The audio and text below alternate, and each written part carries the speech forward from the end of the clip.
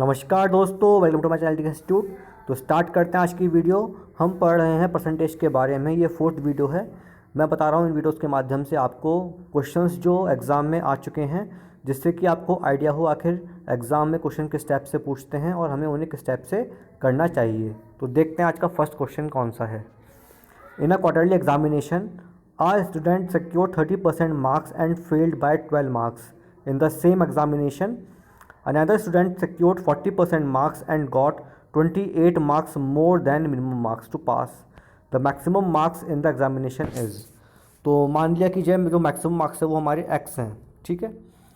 तो दोस्तों ज़रा आप देखो कि अगर उसके 30% मार्क्स आते हैं तो 12 मार्क्स कम रह गए मिनिमम मार्क्स से, और अगर उसके 40% मार्क्स आते हैं तो जो मार्क्स मिनिमम है उससे 28 मार्क्स ज़्यादा आ रहे हैं।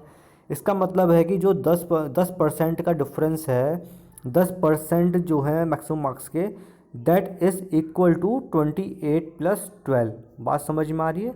जो 10% का डिफरेंस है ना, ये इक्वल टू है 28 + 12, मतलब 40 के इक्वलेंट है। तो यहाँ से x कितना आ जाएगा भाई? यहाँ से x आ गया 400, मतलब कि 400 is the maximum marks. D is the answer. चलिए आगे बढ़ते हैं। In an examination 52% of the candidates failed in English. 52% जो है वो फेल्ड होते हैं इंग्लिश के अंदर। 42 फेल्ड इन मैथ्स, 42 फेल्ड होता है मैथ्स के अंदर, और 17% होते हैं दोनों सब्जेक्ट में।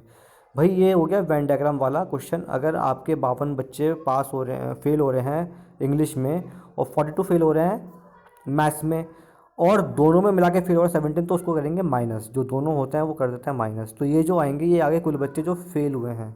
बात समझ में आ रही है? ये इंग्लिश में फेल हुए, ये मैथ्स में फेल हो गए, ये दोनों में फेल हो गए। जब सॉल्व करेंगे इसको तो वो बच्चे आ जाएंगे जो दोनों में फेल हैं। कुल कितने बच्चे फेल हैं वो आ जाएंगे। तो कितना आएगा ये? 94 - 17, मतलब कि 77 बच्चे ऐसे हैं जो फेल हैं।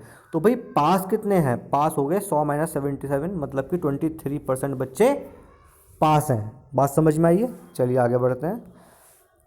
आपको दिया तो monthly income of person was 13,500। Income जो है वो 13,500 है, and his monthly expenditure is 9,000। वो खर्च करता है 9,000 रुपये। तो कितना बचाता है भाई? कर देंगे माइनस। तो मतलब कि वो 4500 रुपये बचा रहा है। अगले साल उसकी इनकम जो है बढ़ जाती है 14% से, और जो उसका खर्चा है वो भी बढ़ जाता है 7% से। तो बताना है हमें कि जो है उसका जो सेविंग है वो कितने % इंक्रीज़ हो जाएगी। कितने % इंक्रीज़ हो जाएगी ज़रा देखें। अगर मैं इसको मल्टीप्लाई करता हूँ यहाँ से 14 को 135 से और 9 को 7 से, ठीक है ना। ये थोड़ा क्वेश्चन जो है ये कैलकुलेटिव है, तो इसलिए थोड़ा ध्यान से करेंगे हम इसको। तो हमें मालूम है ये कि भाई 135 का हमें निकालना है 14%। कितना आएगा? 14 × 5 = 70, 14 से 42 49, 14 और 4 18, मतलब कि 1890 इसमें ऐड कर देंगे, ठीक है। तो मतलब अब जो हो गया है हमारा 13500 1890, मैंने इसमें ऐड कर दिया 0 9 8 5 13, तो 15390 तो हो गया उसका। अब इनकम कितना उसका खर्चा है वो देख लेते हैं भाई। 9763, मतलब कि 9630 ये उसका अब खर्चा हो गया। कितना सेविंग हुआ? 0, 9 में से 3 गए 6, 3 में 6 गए 7, और 14 में से 9 गए 5। इतना अब उसका खर्चा हो रहा है। पहले सेविंग कितनी थी भाई? पहले थी 4500 सेविंग थी। कितना बच गया? 0, 6 में से 5 गया 6, 2 और 1, 1260 उसका अब बच गया। मतलब कि 1260 बचता है। 4500 पहले उसकी सेविंग थी, इतना बढ़ गया, मतलब सेविंग 1260 बढ़ गया है सेविंग में। इसको सॉल्व करेंगे तो 3 से कट जाएगा। 3 एकम 3, 3 पंजे 15, 3 चौक 12, 3 दूनी 6 और 0, 15 से काटेंगे हम, 15 दूनी 30 और 15 अट्ठे 120, मतलब कि 28% का इंक्रीमेंट हो गया उसकी सेविंग में। बात समझ में आ रही है? थोड़ा कैलकुलेटिव है, लेकिन अगर आपकी प्रैक्टिस है थोड़ा मल्टीप्लाई वगैरह में तो इजीली सॉल्व कर सकते हो इसको, कोई बड़ी बात नहीं है, ठीक है। लेकिन हाँ कैलकुलेटिव थोड़ा है क्वेश्चन।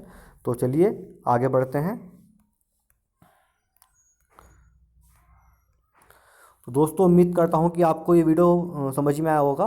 जो मैंने क्वेश्चन बताए आपको आज वो आपको समझ में आए होंगे। अगर अच्छे लगे हैं तो please like this video, share this video and subscribe my channel. Thank you, have a very nice day.